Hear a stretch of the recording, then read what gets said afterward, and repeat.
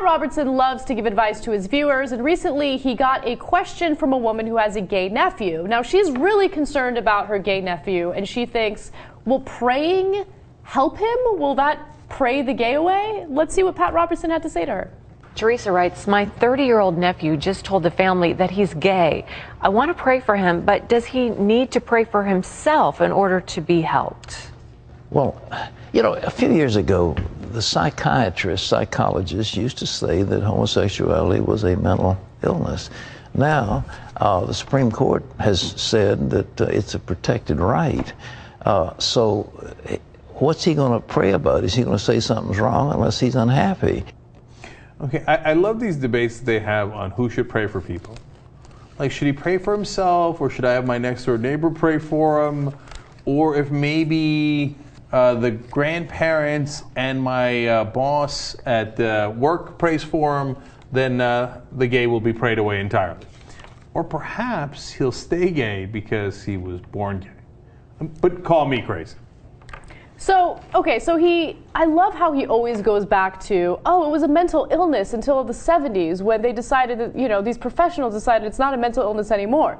Yeah, it was based on evidence that it's not really a mental illness. So, like, stop repeating that stupid point. I can't stand that. But, I got to jump in there, because yeah. it's like saying, well, until a couple of 100 years ago, we thought that the stars were actually holes that God had poked in heaven. But now they changed it, and they claim that there's stars and planets up there. Okay, if you say so. Yeah, that's because we got new evidence. Turns out, no, God didn't prick holes in the sky. There's stars and planets up there. Yeah. Yeah. New evidence sucks, though, especially if you don't agree with it. Yeah. Now, another thing that happened during his answer, he randomly decided to start talking about transsexuals, and he's actually surprisingly accepting of transsexuals. Now, this is probably the second or third time that he's talked about transsexuals, and here's what he had to say. Now, I understand that I've mentioned on this program that people that need a sex change operation, in other words, it's a woman that's trapped in a man's body, a man trapped in a woman's body, and they really need some hormones and surgery to get the thing lined up. That's one thing. The thing lined up, okay. That's one thing.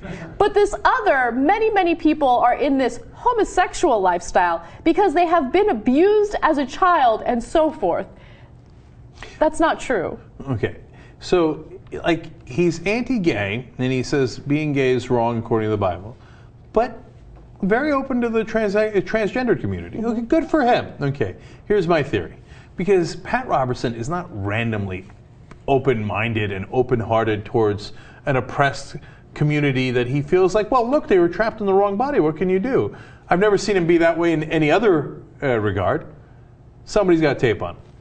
Not only has he been with someone who's transgendered, but they have evidence that he's been with someone who's transgendered. That would already be leaked at this point, don't you think? No. They're holding over his head for whatever reason, right? That's why he knows, well, if the tape comes out, I could come back and say, hey, 2-3 different times I said trans was okay. Gay is bad. Trans is totally fine, okay? I said it, right? Because he can't say gay is okay. Yeah, and obviously you're speculating big time. You think so? Yeah. I mean, yeah, I'm just being 100% clear about that. I'm not the one who has the tape. Okay, so yes, of course, I'm kind of kidding and definitely speculating. And we don't know what Pat has done or whether there's evidence of it. But this is not a liberal guy who's like, well, golly gee, I really understand that.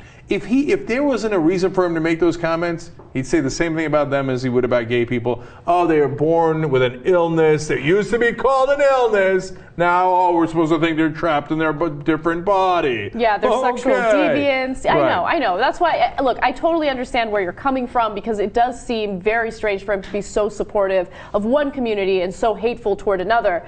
But one thing that I do love about Pat Robertson, and I've made this point before, is he's very representative of how things are changing, right? You look at him, he's frail, he has these very senile moments where you're just like, he doesn't know what he's talking about, right? It's very, very obvious. And I like that because it's symbolic in the way that younger generations are changing the way things are. If you look at millennials and if you look at younger people, the vast majority of them are very accepting of the LGBT community. So Pat Robertson has very little sway at this point. He's not having an impact on younger generations. We watch videos like this and we laugh at it. Ross Story has a field day with Pat Robertson on a regular basis, and I love it. So if he's going to say hateful things, yes, he's going to attract other hateful people, but at this point, I don't really think he has that much of an influence. Look, let's not forget lovable old senile Pat Robertson recently said things like God vomited the gays out of the earth. Okay? Or when he says that he wishes that we